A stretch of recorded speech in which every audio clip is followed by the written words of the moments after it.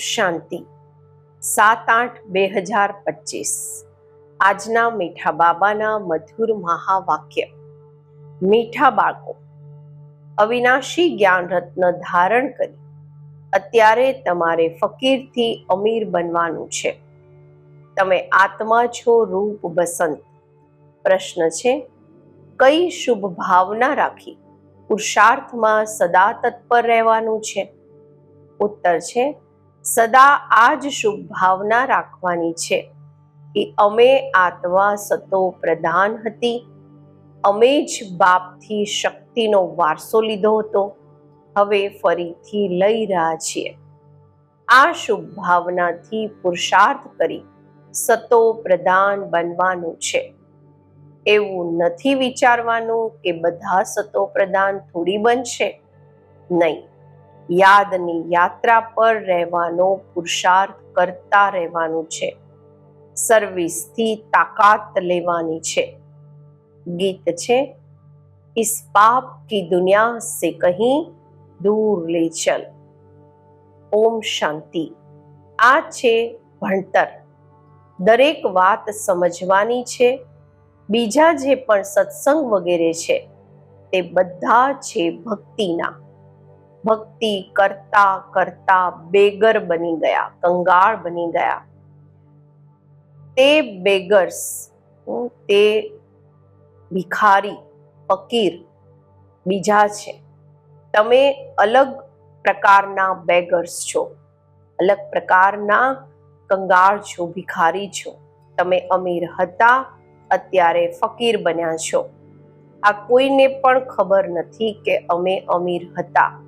તમે બ્રાહ્મણ જાણો છો, અમે વિશ્વના માલિક અમીર હતા, અમીરચંદથી ફકીરચંદ બન્યા છીએ। હવે આ છે ભણતર, જેને સારી રીતે ભણવાનું છે, ધારણ કરવાનું છે અને ધારણ કરાવવાની કોશિશ કરવાની છે। અવિનાશી જ્ઞાન રત્ન ધારણ કરવાના છે। આત્મા રૂપ બસંત છે ને, આત્મા જ ધારણ કરે છે, શરીર તો વિનાશી છે। કામની જે વસ્તુ નથી હોતી એમને બાળવામાં આવે છે। શરીર પણ કામનું નથી રહેતું તો એને આગમાં બાળે છે। આત્માને તો નથી બાળતા। અમે આત્મા છીએ। જ્યારથી રાવણ રાજ્ય થયું છે તો મનુષ્ય દેહ અભિમાનમાં આવી ગયા છે। હું શરીર છું, આ પાક્કું થઈ જાય છે। આત્મા તો અમર છે। અમરનાથ બાપ આવીને આત્માઓને અમર બનાવે છે। ત્યાં તો પોતાના સમય પર પોતાની મરજીથી એક શરીર છોડી બીજું લે છે, કારણ કે આત્મા માલિક છે। જ્યારે ઈચ્છે શરીર છોડે। ત્યાં શરીરની આયુ વધારે હોય છે, મોટી હોય છે, લાંબી હોય છે। સર્પનું ઉદાહરણ છે ને। તમે અત્યારે જાણો છો કે આ તમારો ઘણા જન્મોના અંતનો જન્મ છે, જૂની ખાલ છે, જૂનું શરીર છે। 84 જન્મ પૂરા લીધા છે। કોઈના 60-70 જન્મ પણ છે, કોઈના 50 છે। ત્રેતામાં જરૂર આયુ કંઈક ને કંઈક કમ થઈ જાય છે। સતયુગમાં ફૂલ આયુ હોય છે। હવે પુરુષાર્થ કરવાનો છે કે અમે પહેલા સતયુગમાં આવીએ। ત્યાં તાકાત રહે છે તો અકાળે મૃત્યુ નથી હોતું। તાકાત ઓછી હોય છે તો પછી આયુ પણ ઓછી થઈ જાય છે। અત્યારે જેમ કે બાપ સર્વશક્તિમાન છે, તમારી આત્માને પણ સર્વશક્તિમાન બનાવે છે। એક તો પવિત્ર બનવાનું છે અને યાદમાં રહેવાનું છે, ત્યારે શક્તિ મળે છે। બાપથી શક્તિનો વારસો લઈએ છીએ। પાપ આત્મા તો શક્તિ લઈ ન શકે, પુણ્યાત્મા બને છે તો શક્તિ મળે છે। આ ખ્યાલ કરો કે અમારી આત્મા સતો પ્રધાન હતી। હંમેશા શુભ ભાવના રાખવી જોઈએ। એવું નહીં કે બધા થોડી સતો પ્રધાન હશે, કોઈ તો સતો પણ હશે ને. નહીં, પોતાને સમજવું જોઈએ. અમે પહેલા સતો પ્રધાન હતા, નિશ્ચયથી જ સતો પ્રધાન બનશે. એવું નહીં કે અમે કેવી રીતે સતો પ્રધાન બનીએ, કેવી રીતે બની શકીશું? પછી તો ખસી જશે ને. યાદની યાત્રા પર નથી રહેતા. જેટલું થઈ શકે પુરુષાર્થ કરવો જોઈએ. પોતાને આત્મા સમજી સતો પ્રધાન બનવાનું છે. આ સમયે બધા મનુષ્ય માત્ર તમો પ્રધાન છે. તમારી આત્મા પણ તમો પ્રધાન છે. આત્માને હવે સતો પ્રધાન બનવાનું છે બાપની યાદથી. સાથે સાથે સર્વિસ પણ કરશો તો તાકાત મળશે. સમજો, કોઈ સેન્ટર ખોલે છે તો અનેકોની આશીર્વાદ એમના માથા પર આવશે.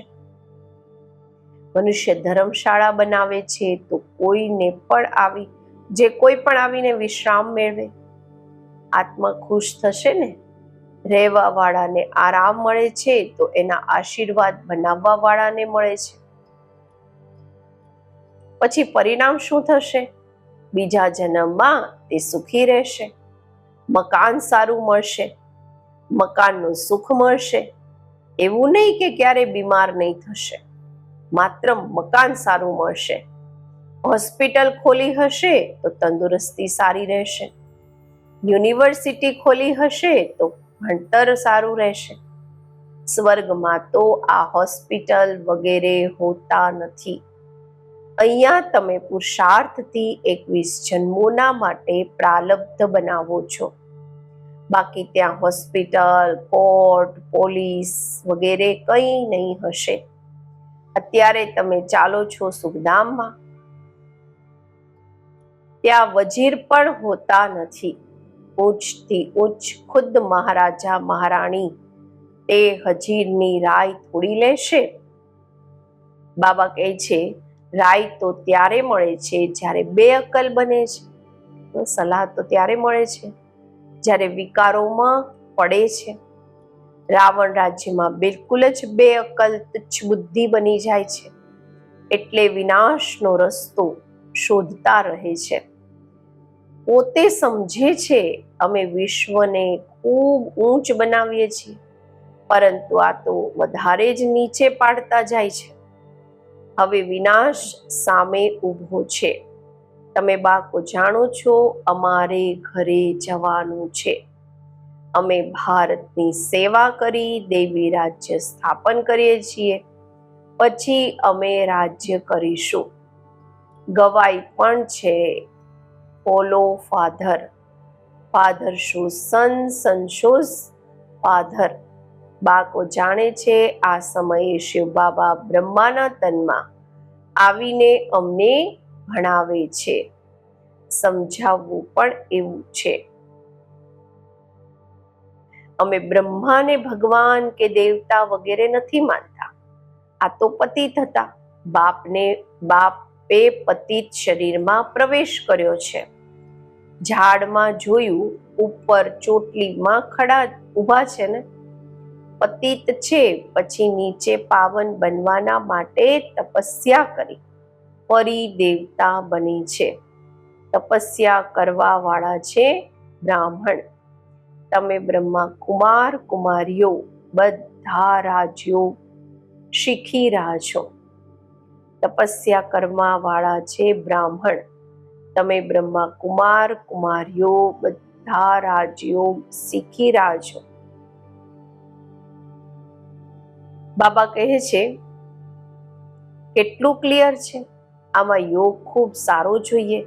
યાદમાં નહીં રહેશો તો મુરલીમાં પણ તે તાકાત નહીં રહેશે. તાકાત મળે છે શિવ બાબાની યાદમાં. યાદથી જ સતો પ્રધાન બનશો, નહીં તો સજાઓ ખાઈને પછી ઓછું પદ પામી લેશો. મૂળ વાત છે યાદની, જેનાથી જ ભારત નો પ્રાચીન યોગ કહેવામાં આવે છે. નોલેજની કોઈને ખબર નથી. આગળના ઋષિ મુનિ કહેતા હતા, રચયિતા અને રચનાના આદિ મધ્ય અંતને અમે નથી જાણતા. તમે પણ આગળ કઈ નહીં જાણતા હતા. આ 5 વિકારોએ જ તમને બિલકુલ વર્થ નોટ એ પેની કોડી તુલ્ય બનાવ્યા છે. અત્યારે આ જૂની દુનિયા બળીને બિલકુલ ખતમ થઈ જવાની છે. કંઈ પણ રહેવાનું નથી. તમે બધા નંબરવાર પુરુષાર્થ અનુસાર ભારતને સ્વર્ગ બનાવવાની તન મન ધનથી સેવા કરો છો. પ્રદર્શનીમાં પણ તમને પૂછે છે તો બોલો, અમે બીકે પોતાના જ તન મન ધનથી શ્રીમત પર સેવા કરી રામ રાજ્ય સ્થાપન કરી રહ્યા છીએ. ગાંધીજી તો એવું નહીં કહેતા હતા કે શ્રીમત પર અમે રામ રાજ્ય સ્થાપન કરીએ છીએ.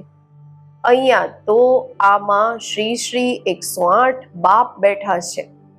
108ની માળા પણ બનાવે છે. માળા તો મોટી બને છે. એમાં 108 સારી મહેનત કરે છે. નંબર વાર તો ઘણા છે જે સારી રીતે મહેનત કરે છે. રુદ્ર યજ્ઞ હોય છે તો શાલિગ્રામોની પણ પૂજા થાય છે. જરૂર કંઈક સર્વિસ કરી છે ત્યારે તો પૂજા થાય છે. તમે બ્રાહ્મણ રૂહાની સેવાધારી છો. બધાની આત્માઓને જગાડવા વાળા છો. હું આત્મા છું આ ભૂલવાથી દેહ અભિમાન આવી જાય છે. સમજે છે હું ફલાણો છું. કોઈને પણ આ ખબર થોડી છે હું આત્મા છું. ફલાણું નામ તો આ શરીરનું છે. અમે આત્મા ક્યાંથી આવીએ છીએ આ જરાય પણ કોઈને ખ્યાલ નથી. અહીં પાઠ ભજવતા શરીરનું ભાન પાક્કું થઈ ગયું છે. બાપ સમજાવે છે, બાકો હવે ગફલતને છોડો. માયા ખૂબ જબરજસ્ત છે. તમે યુદ્ધના મેદાનમાં છો. તમે આત્માભિમાની બનો. આત્માઓ અને પરમાત્માનો આ મેળો છે. ગાયન છે, આત્મા પરમાત્મા અલગ રહે બહુકાલ. સુંદર મેલા તબ લગા જબ સદગુરુ મિલા દલાલ. આનો પણ અર્થ તે નથી જાણતા. તમે અત્યારે જાણો છો અમે આત્માઓ બાપની સાથે રહેવા વાળી છીએ. તે આત્માઓનું ઘર છે ને. બાપ પણ ત્યાં છે. એમનું નામ છે શિવ. શિવ જયંતી પણ ગાવામાં આવી છે. બીજું કોઈ નામ આપવું જ નહીં જોઈએ. બાપ કહે છે મારું અસલી નામ છે નિરાકારી શિવ. કલ્યાણકારી રુદ્ર નહીં કહેશે. કલ્યાણકારી શિવ કહે છે. કાશીમાં પણ શિવનું મંદિર છે ને. ત્યાં જઈને સાધુ લોકો મંત્ર જપે છે.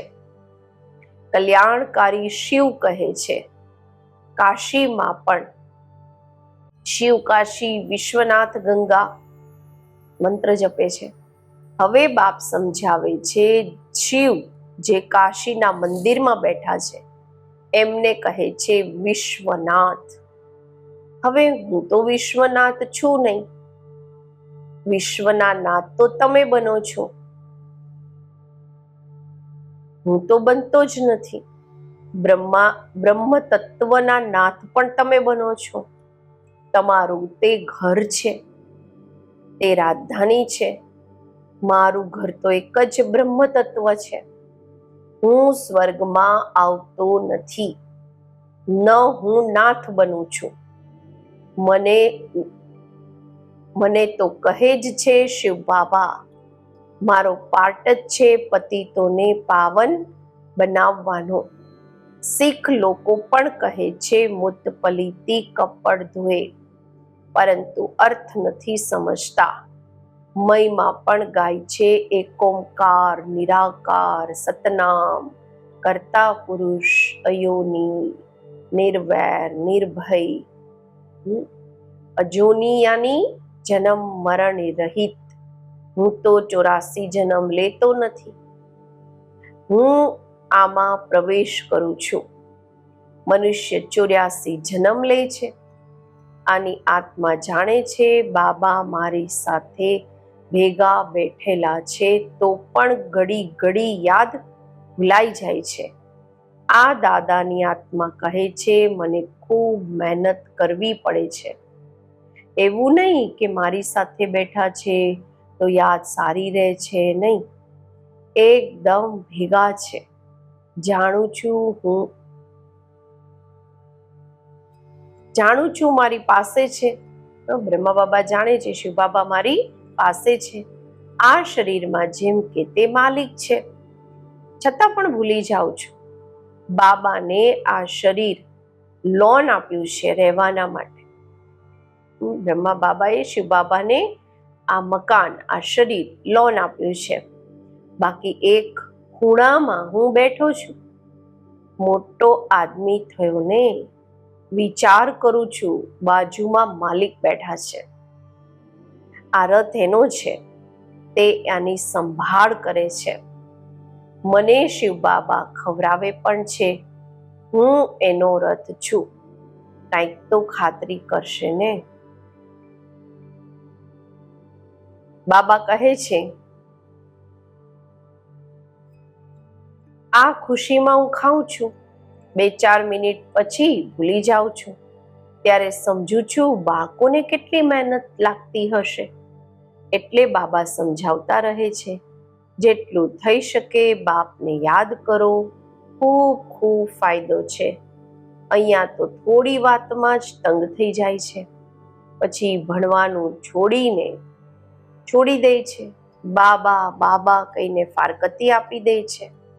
બાપને પોતાના બનાવંતી જ્ઞાન સુનાવંતી પશ્યંતી દિવ્ય દ્રષ્ટિથી સ્વર્ગ દેખંતી રાસ કરંતી અહો માયા મને ફારકતી દેવંતી ભાગંતી. જે વિશ્વના માલિક બને છે, બનાવે છે, એમને ફારકતી આપી દે છે. મોટા મોટા નામી ગ્રામી પણ ફારકતી આપી દે છે. અત્યારે તમને રસ્તો બતાવવામાં આવે છે, એવું નહીં કે હાથથી પકડીને લઈ જશે. આ આંખોથી જે આંધળા છે, હા, જ્ઞાનનું ત્રીજું નેત્ર તમને મળે છે. તમે સૃષ્ટિના આદિ મધ્ય અંતને જાણો છો. આ 84નું ચક્ર મન બુદ્ધિમાં ફરવું જોઈએ. તમારું નામ છે સ્વદર્શન ચક્રધારી. એક બાપની જ યાદ કરવાના છે, બીજા કોઈની યાદ ન રહે. પાછળથી આ અવસ્થા રહે, જેમ સ્ત્રીનું પુરુષમાં લવ રહે છે, સ્ત્રીનો પતિમાં લવ રહે છે. એનો છે જિસ્માની લવ, તમારો અહીં છે રૂહાની લવ. તમે ઉઠતા બેઠતા પતિઓના પતિ બાપોના બાપ એને યાદ કરો છો. દુનિયામાં એવા ઘણા ઘર છે જ્યાં સ્ત્રી પુરુષ તથા પરિવાર આપસમાં ખૂબ પ્યારથી રહે છે. ઘરમાં જેમ કે સ્વર્ગ લાગેલું રહે છે. 5-6 બાળકો ભેગા રહે, સવારના જલ્દી ઉઠી પૂજામાં બેસે. ત્યાં કોઈ ઝઘડો વગેરે ઘરમાં નહીં હશે. એકરસ રહે છે. ક્યાં તો પછી એક જ ઘરમાં કોઈ, બાબા કહે છે કે ક્યાંક ક્યાંક કોઈ ઘરમાં તો એક જ ઘરની અંદર અલગ અલગ હોય છે. કોઈ રાધા સ્વામીના શિષ્ય હશે તો કોઈ પછી ધર્મને જ નથી માનતા, થોડી વાત પર નારાજ થઈ જશે. તો બાપ કહે છે અંતિમ જન્મમાં પૂરો પુરુષાર્થ કરવાનો છે. પોતાના પૈસા પણ સફળ કરી પોતાનું કલ્યાણ કરો, તો ભારતનું પણ કલ્યાણ થશે. તમે જાણો છો અમે પોતાની રાજધાની શ્રીમત પર ફરીથી સ્થાપન કરીએ છીએ. યાદની યાત્રાથી અને સૃષ્ટિના આદિ મધ્યંતને જાણવાથી જ અમે ચક્રવર્તી રાજા બની જઈશું. પછી ઉતરવાનું શરૂ થશે. પછી અંતમાં બાબાની પાસે આવી જશો. શ્રીમત પર ચાલવાથી જ ઊંચ પદ પામશો. બાપ કોઈ ફાંસી પર નથી ચડાવતા. એક તો કહે છે પવિત્ર બનો અને બાપને યાદ કરો. સતયુગમાં પતિત કોઈ હોતા નથી. દેવી દેવતાઓ પણ ઘણા થોડા જ રહે છે. પછી ધીરે ધીરે વૃદ્ધિ થાય છે.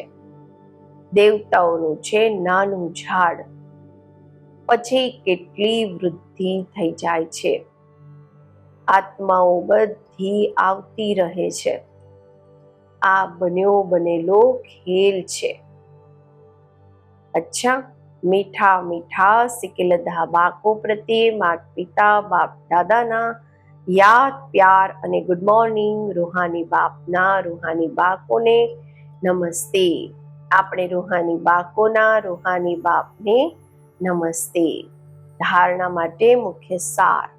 પહેલું છે રૂહાની સેવાધારી બની આત્માઓને જગાડવાની સેવા કરવાની છે. તન મન ધનથી સેવા કરી શ્રીમત પર રામ રાજ્યની સ્થાપનાના નિમિત્ત બનવાનું છે. બીજું, સ્વદર્શન ચક્રધારી બની 84ના ચક્રને બુદ્ધિમાં ફેરવવાનું છે. એક બાપને જ યાદ કરવાના છે, બીજા કોઈની યાદ ન રહે. ક્યારેય કોઈ વાતથી તંગ થઈને ભણવાનું નથી છોડવાનું. આજનું વરદાન, સંગઠનમાં રહેતા લક્ષ્ય અને લક્ષણને સમાન બનાવવા વાળા સદા શક્તિશાળી આત્મા ભવ. સંગઠનમાં એકબીજાને જોઈને ઉમંગ ઉત્સાહ પણ આવે છે તો અલબેલાપણું પણ આવે છે. વિચારે છે આ પણ કરે છે, અમે પણ કર્યું તો શું થયું? એટલે સંગઠનથી શ્રેષ્ઠ બનવાનો સહયોગ લો. દરેક કર્મના પહેલા આ વિશેષ અટેન્શન કે લક્ષ્ય હોય કે મારે સ્વયંને સંપન્ન બનાવીને સેમ્પલ બનવાનું છે. મારે કરીને બીજાને કરાવવાનું છે. પછી વારંવાર આ લક્ષ્યને ઇમર્જ કરો. લક્ષ્ય અને લક્ષણ જો મેળવતા ચાલશો તો શક્તિશાળી બની જશો. સ્લોગન છે, લાસ્ટમાં ફાસ્ટ જવાનું છે તો સાધારણ અને વ્યર્થ સંકલ્પોમાં સમય નહીં વેડફો. અવ્યક્ત ઇશારા, સહજ યોગી બનવું છે તો પરમાત્મા પ્યારના અનુભવી બનો. જે પ્યારા હોય છે એને યાદ કરવા નથી પડતા, એમની યાદ સ્વતઃ આવે છે. માત્ર પ્યાર દિલનો હોય, સાચો અને નિસ્વાર્થ હોય. જ્યારે કહો છો મારા બાબા, પ્યારા બાબા, તો પ્યારાને ક્યારેય ભૂલી નથી શકતા. અને નિસ્વાર્થ પ્યાર સિવાય બાપના કોઈ પણ આત્માને મળી નથી શકતો. એટલે ક્યારેય મતલબથી યાદ નહીં કરો. નિસ્વાર્થ પ્યારમાં લવલીન રહો. ઓમ શાંતિ.